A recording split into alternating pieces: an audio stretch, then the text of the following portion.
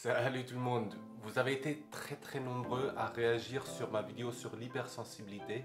C'est apparemment vraiment quelque chose qui parle à vous ou voilà, à plein de gens. Hier j'ai eu une discussion avec ma chérie qui disait oh, quand même, tout le monde se dit hypersensible en ce moment, qu'est-ce qui se passe, voilà, dès qu'on est un petit peu émotionnel, on est hypersensible, voilà. Et moi ça m'a fait beaucoup réfléchir parce qu'en effet, je crois qu'il ne faut pas mélanger tout et n'importe quoi et dire que tout le monde est hypersensible, c'est pas le cas.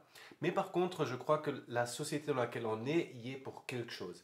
Et je vais partager avec vous un petit peu les raisons de ça, tout simplement parce que je crois que ça peut aider à beaucoup de personnes de comprendre qu'est-ce qui se passe en eux, et pourquoi peut-être vous avez une sensibilité par moment qui est un petit peu exacerbée, et surtout qu'est-ce qu'on va en faire. Et si vous regardez comment on se comporte, notamment avec les enfants dans l'éducation, mais ça se retrouve aussi dans tout ce qu'on fait, notamment quand on, je veux dire, on fait pousser des choses dans un jardin, par exemple des plantes, on est dans un mode de surprotection. Ça veut dire qu'on est vraiment dans une société, en France c'est particulièrement fort, où on surprotège les gamins contre beaucoup de choses. Il ne faut pas qu'ils se fassent mal, il ne faut pas qu'ils se salissent. Les terrains de jeu sont maintenant recouverts de plastique et du caoutchouc pour que si jamais on tombe, on ne se fasse pas mal. Bref, vous voyez, il y a plein de choses qu'on met en place qui protègent en fait. Et ce qui se passe, c'est que c'est comme une plante qu'on met dans une serre qui n'a pas été confrontée au vent, au froid et tout ça. C'est dans un climat idéal. Mais qu'est-ce qui se passe quand après vous grandissez? C'est que au fur et à mesure, vous allez sortir de ce cocon et vous allez vous confronter à la réalité. Et normalement, l'éducation, pour moi en tout cas, ça devrait être le cas, elle vous apprend pas uniquement des connaissances, mais elle vous apprend à gérer cette transition. Elle vous apprend à gérer des transitions en général. Parce que vous arrivez au collège, vous arrivez au lycée, c'est les premières transitions, mais après, le premier métier, ou bien quand vous changez de métier, par exemple la reconversion professionnelle que j'ai vécue, c'est exactement la même chose. Vous allez d'un pays à un autre, bref, c'est toujours des transitions, et on oublie que ce sont ces transitions-là qui sont très importantes pour que justement on ne subisse pas le changement. La vie, elle n'est pas juste parfaite, nickel. Vous le voyez, de temps en temps il fait chaud, de temps en temps il fait froid, de temps en temps c'est difficile. Et c'est ça la vie.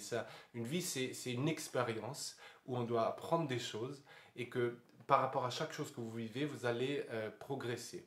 Mais si vous avez un arbre qui n'a jamais été confronté à quoi que ce soit, ben le problème c'est qu'il se dit, j'ai pas besoin de faire des racines profondes parce que de toute façon j'ai de l'eau qui arrive. J'ai quelqu'un qui me donne de l'eau quand j'en ai besoin.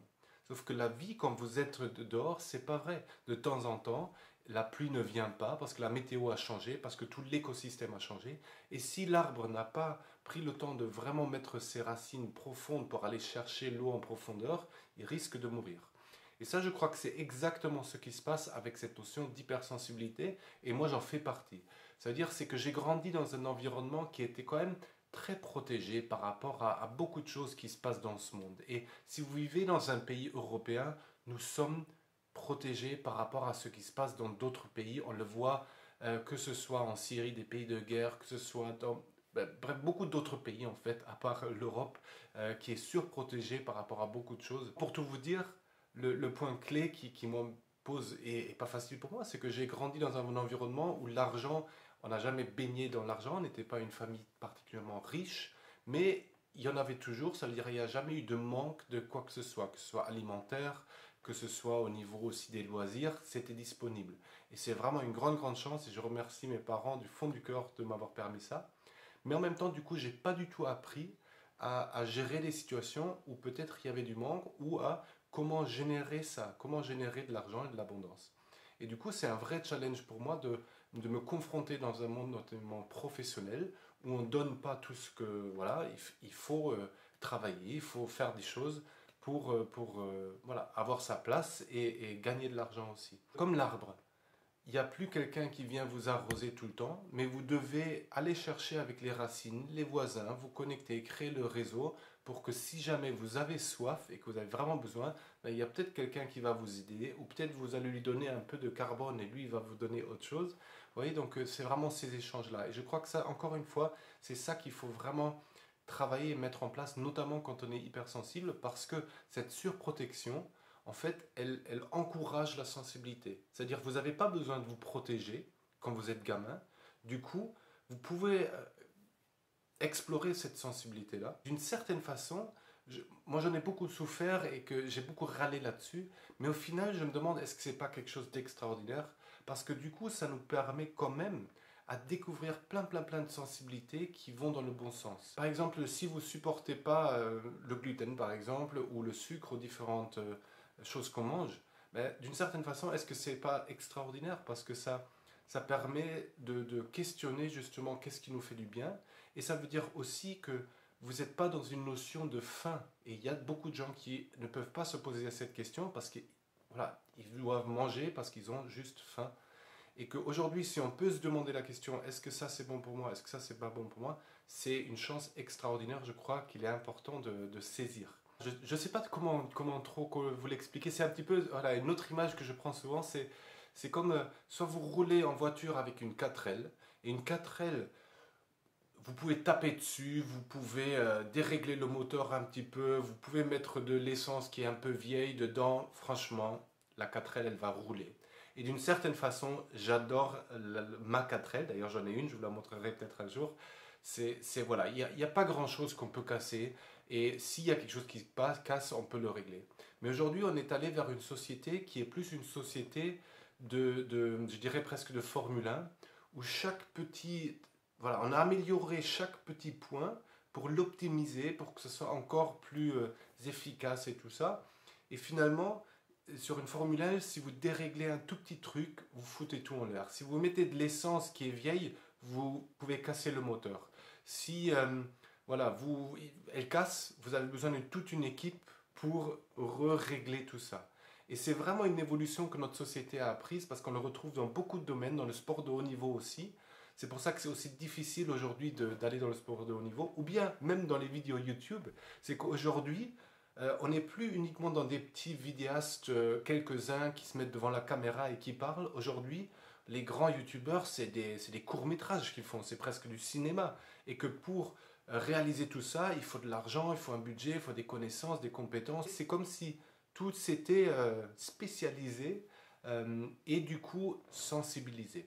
Et ce qui est très intéressant, c'est qu'on pourrait croire que c'est quelque chose qui est récent, mais dans certaines anciennes cultures, les chamans, quand ils étaient choisis enfants, c'est-à-dire c'est le chaman de la communauté qui a dit à des parents, votre fils ou votre fille est chaman. Ce qui se passait après, c'est que cet enfant était pris et mis de côté. Donc les cas les plus extrêmes qu'on connaît, c'est pendant des années, était enfermé dans une hutte noire où ils mangeaient, ils buvaient, mais ils étaient complètement isolés. Ça a provoqué qu'ils ont développé une hypersensibilité par rapport à beaucoup de choses qui n'étaient pas liées à la société, pas liées à la vue voilà, avec les yeux, mais qui étaient par rapport à un ressenti, par rapport à voilà, plein de ressentis qu'on peut développer quand on est dans le noir, qui fait que justement ils sont capables de sentir des choses que tous les autres de la communauté ne sont pas capables de sentir. Et c'est ça la formation de chaman. Ça veut dire que c'est juste quelqu'un qui a une sensibilité très forte, et si vous prenez cette personne et vous la mettez dans la nature ou dans une communauté, elle va être capable de ressentir des tout petits changements dans l'écosystème qui vont l'aider à interpréter certaines choses qui se passent, qui vont aider à prévoir qu'il y ait de la pluie qui vient, et c'est pas parce qu'il est devin, c'est juste parce qu'il y a une sensibilité exacerbée qui fait qu'il sent déjà qu'il y a quelque chose qui se passe. Et ça, chez les animaux, vous le trouvez, cette sensibilité-là. C'est juste que c'est quelque chose, avec les êtres humains, qu'on peut l'entraîner. Et la difficulté, je crois, que beaucoup d'hypersensibles peuvent rencontrer, c'est quand on est avec cette sensibilité-là, on revient, en gros, on est une Formule 1, et on revient dans une course de 4L. Là, c'est très dur. C'est-à-dire, on peut pas. Vous pouvez pas faire du 4x4 avec une Formule 1, c'est pas possible. Et qu'avec cette sensibilité, aller notamment dans les grandes villes, où il y a une énergie très dense, où il y a beaucoup de choses qui ne sont pas faciles à ressentir, parce qu'il manque un peu d'harmonie, il y a de l'énergie qui stagne, qui est lourde, il y a beaucoup d'émotions de partout, il y a de la solitude, bref, il y a beaucoup d'émotions aussi qui ne sont pas forcément agréables à sentir.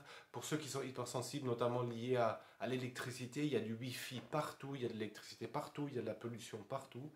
Et de vivre dans ce genre d'environnement, c'est très difficile. Donc le chemin à faire, d'après moi, c'est de s'entraîner à à vivre cette sensibilité, à la redécouvrir, et en même temps de consciemment savoir se protéger. Ça veut dire que c'est un petit peu, on ouvre, mais on sait aussi refermer, et on accepte les deux. Ça veut dire on accepte que quand vous êtes dans certains lieux naturels, par exemple, vous pouvez vous ouvrir et c'est quelque chose d'assez incroyable, mais vous acceptez aussi que par moments il faut se refermer, il faut se couper de tout ça pour pouvoir être dans la société. Certains créatifs parlent de ça, notamment pour réussir à vivre de son art, c'est de faire le milieu entre cette sensibilité qu'ils peuvent avoir dans le moment créatif et d'avoir vraiment un lieu où ils peuvent créer sans être confrontés ou sans être... voilà, parce que c'est très très fragile. Quand quelqu'un crée, il est dans une nudité totale et qu'il a besoin d'un atelier ou d'un lieu où il peut exprimer ça. Et en même temps, s'autoriser à sortir et à exposer ses toiles, à être en contact de la société et du coup être en contact aussi du jugement, de plein d'émotions et de regards de l'autre qui peuvent faire beaucoup de mal à quelqu'un qui est dans cet état très sensible. Voyez. Donc c'est vraiment cet aller-retour qu'il est important d'après moi d'apprendre à faire, de s'entraîner à faire ça. Et moi aujourd'hui c'est quelque chose voilà, qui, je ne sais pas si on peut le maîtriser parfaitement un jour, mais je dis toujours, l'important c'est pas uniquement d'être dans sa bulle sensible ou d'être celui complètement dans la société plongé dans cette réalité-là, mais l'art aujourd'hui c'est d'arriver à joindre les deux et à faire à marier ces deux parties de soi. Et moi je crois que c'est quelque chose où on peut s'entraîner, et notamment pour gérer sa sensibilité, que ce soit avec de la méditation, que ce soit avec l'alimentation, que ce soit avec l'aide d'autrui. Il y a plein de techniques qui permettent justement de gérer cette ouverture et cette fermeture. C'est comme la respiration, il y a plein de techniques de respiration qui vous aident à respirer, à vous ouvrir, mais aussi à fermer et à trouver le bon mouvement qui vous va bien. Voilà, j'espère que c'est pas trop, comment dire, je sais même pas si c'est technique, mais c'est vrai que je mélange beaucoup de choses là qui moi me parlent. Dites-moi si vous comprenez ou si vous voulez que j'appuie sur certains points que j'ai nommés là. Encore une fois, je crois que en effet, on est dans une société qui tend à produire des hypersensibles et que c'est pas forcément quelque chose de négatif si on leur apprend à gérer ce super pouvoir et à voir en quoi il peut être utile à la communauté. Et moi ça j'y crois profondément, c'est que toute hypersensibilité a lieu d'être et est présente pour aider à la communauté. La souffrance, d'après moi, que moi je peux vivre aussi aujourd'hui, c'est que la communauté refuse d'entendre les enseignements de certaines personnes qui peuvent être hypersensibles en disant non, ça n'existe pas, nous on est bien. Et moi je crois vraiment qu'il y a énormément à gagner, que ce soit votre famille, que ce soit votre entreprise, que ce soit la société en général, d'écouter ces personnes très sensibles, un peu peut-être bizarres ou perchées, ou on peut les appeler comme elles veulent, mais de les écouter avant de les juger et de voir qu'est-ce qu'elles peuvent nous apporter pour collectivement construire un monde meilleur. Voilà. Écoutez, je vous fais un gros bisou. N'hésitez pas à réagir en dessous en commentaire à la vidéo. Je vous dis à très vite. Ciao!